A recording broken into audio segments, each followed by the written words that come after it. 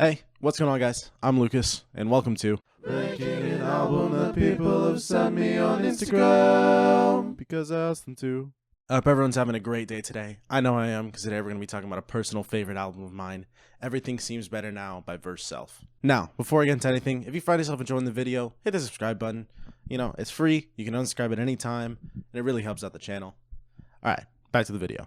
For anyone who doesn't know who Verse Self is, they're an emo screamo band from Southern California. They were originally a two-piece band consisting of guitarist and vocalist Kyle Schlecker and the former drummer Greg Greg Sandoval. I'm keeping that. I'm fucking keeping that.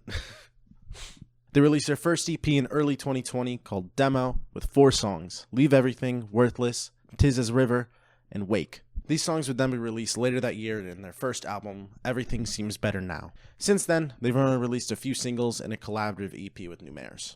So, what are my thoughts on this album? I love it. The album has a really strong beginning and really picks up in the middle with songs like Leave Everything, Worthless, and Yesterday by the Beatles, or Imagine by Yoko Ono, sung as by John Lennon. Yes, that is a real song title. But unfortunately, the album falls off with the last 2 tracks, Wake and Mourn. The energy this album brings has this attractiveness that pulls me in. It really feels like the band members are pulling from personal experiences and really put their heart into this album, and it's beautiful. This band really stands out to me in the screamo scene because a lot of their songs are really catchy compared to a lot of other artists in the genre. They also don't lean too heavily into distortion compared to artists like Catalyst, Numares, Versera, and Seahorse Stroke.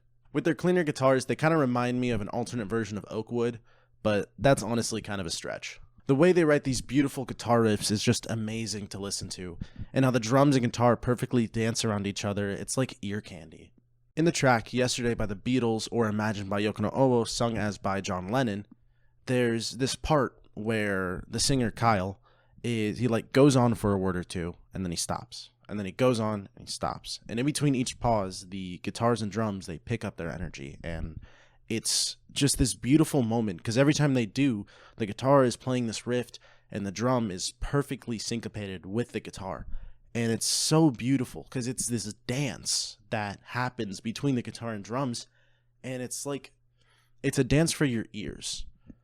You know, you hear it instead of seeing it, and it's just amazing in my opinion.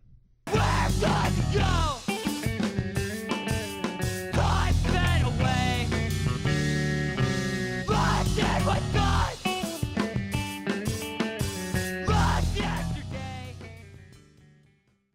Another aspect of the album that I love is the lyrics. Kyle and Greg's writing is actual poetry. I remember when I was younger, I would hear people say stuff like, if you just took the lyrics of songs, then you realize that it's just poetry. Which, they have a point, but most of the time it's not really that true. Tracks like those and a lot of others that have beautiful lyrics and really good energy are why I love this album so much. But what don't I like about this album? Honestly, I just don't like Wake and Mourn compared to the rest of the album. Wake is slow and boring, and even when it does pick up, which takes 2 minutes out of the 3-minute and 45-second long track, it's not even that great. It is the best part of the song, but even when it does pick up, it's lacking energy. It doesn't last. It's not enough. The rest of the song is such a drag to get through that once we get to this point, it just doesn't feel worth it. Pun intended. Oh, I should have said worthless. Fuck. Mourn also struggles with a lack of energy. It does pick up in the end, but it suffers the same fate as Wake, where it's just such a drag to get through that's not worth it. Another thing that's more of a personal distaste about the album is that I prefer the songs on the demo EP rather than their more produced versions on the album. It's the more raw feel on the demo EP that makes me enjoy it. It feels like making music is a strong passion for Kyle and Greg, and this is shown through the album, but it's translated even better through the demo EP. It's the energy from the tracks, it's the raw sounding instrumentals and vocals from the shadier recording and producing. The tracks have a charm that didn't duplicate themselves when they were recording the album. So, what are my final thoughts on Everything Seems Better Now by Verse Self? Overall, it's a great album. The emotions that Greg and Kyle were able to translate into their music is beautiful. It's an album that I've had in my catalog for a while, and I know it's here to stay. This album deserves a strong 8 out of 10, hands down.